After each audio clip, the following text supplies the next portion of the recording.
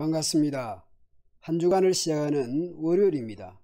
이제 이사야 마지막 장입니다. 내일이면 이사야 묵상이 마무리되는군요.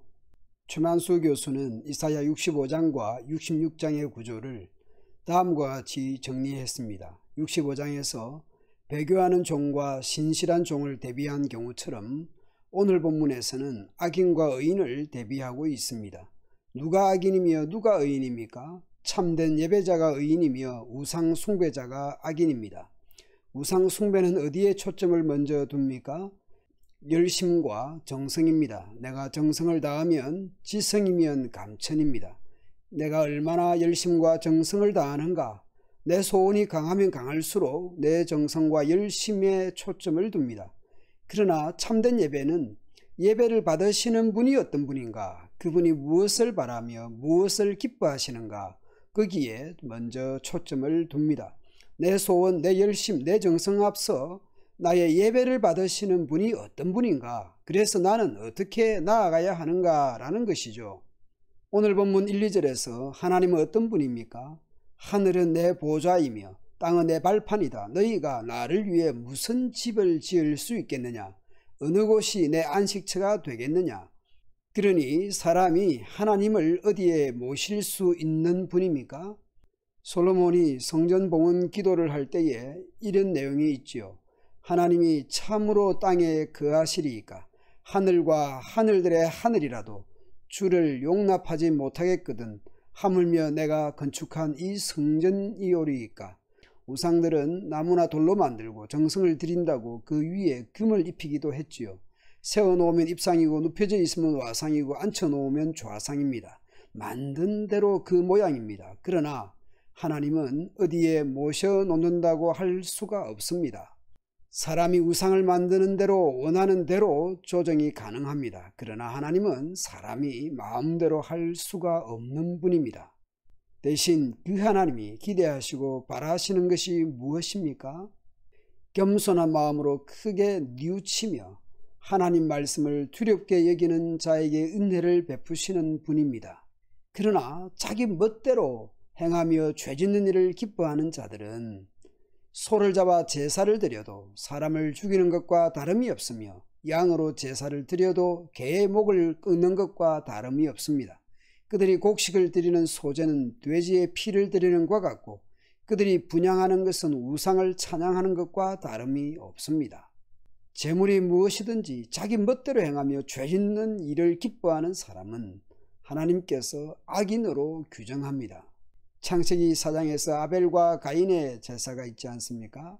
하나님께서 아벨과 그의 제물은 받으셨으나 가인과 그의 제물은 받지 아니하셨습니다. 사람과 제물이지 제물만 받으시는 분이 아닙니다. 제물을 드리는 그 중심, 그 인격을 같이 받으시는 분입니다. 선을 행하지 않고 죄를 다스리지 않는 상태로 곧 악인으로서 제물을 드린다고 그 제물만 딱 받으시는 분이 아닙니다. 의인과 악인의 구분점이 어딘지 아시겠습니까? 악인과 의인이 교회당에서 혹은 주일날 헌금 액수나 봉사하는 부서에서 판단되는 것이 아닙니다. 6일간의 세상과 가정과 직장과 이웃 사이에서 어떻게 사느냐 하는 것이 포함됩니다. 그러므로 하나님을 경외하여 말씀대로 살고자 하는 것은 너무나 중요합니다. 예수님을 믿는 사람은 한 주간 얼마나 행복했느냐로 나오는 것이 아니라 한 주간 하나님과 이웃을 사랑하였는가 하는 것으로 예배의 자리로 나오는 것입니다.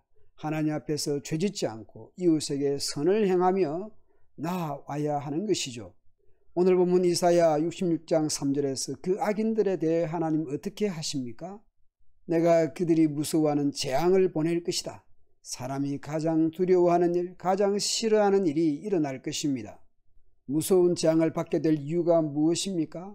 하나님께서 불러도 그들이 대답하지 않으며 하나님께서 말씀하셔도 그들이 듣지 않습니다. 왜 대답하지 않고 왜 듣지 않습니까? 요한복음 10장에서 예수님께서 선한 목자 비유를 하시는데 거기에 양은 목자의 음성을 듣고 알고 따라갑니다. 곧 불러도 말씀해도 듣지 않는 것은 아무 상관이 없다는 것이죠. 그러니 심판이 임할 수밖에 없습니다. 악인은 하나님 앞에서 악을 행하며 하나님께서 기뻐하지 않는 것을 택하며 살아갑니다. 결국 심판을 받을 수밖에 없습니다. 의인들은 주의 말씀을 떨리는 마음으로 받아들이는 사람들입니다. 하나님의 말씀을 가볍게 여기지 않습니다. 깊이 생각하고 순종하고 삶에 받아들이는 사람들입니다.